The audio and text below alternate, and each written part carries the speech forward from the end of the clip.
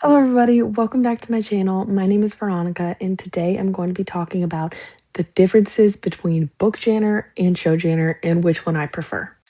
Starting off the strongest, we have attitude.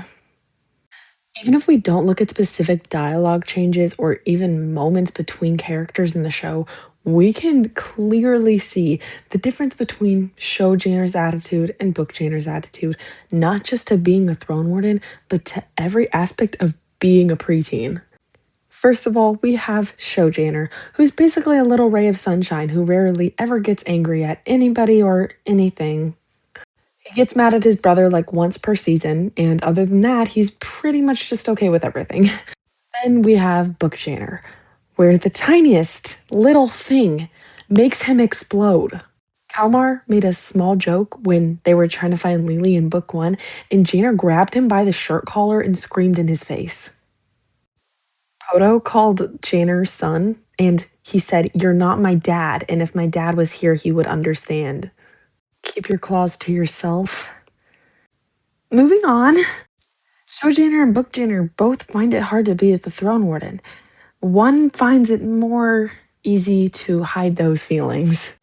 In fact, show Janer hardly ever expresses his distaste for not even just Kalmar, but not even for his mission, for being the throne warden in general.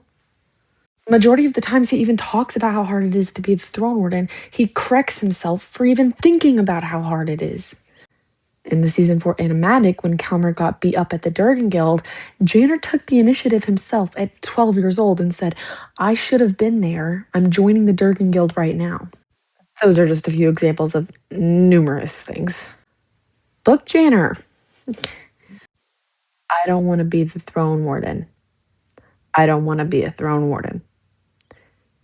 I don't like being the throne warden. Why do I have to be the throne warden? Why can't he get beaten up without me? I mentioned that one earlier. This isn't fair. It's my life.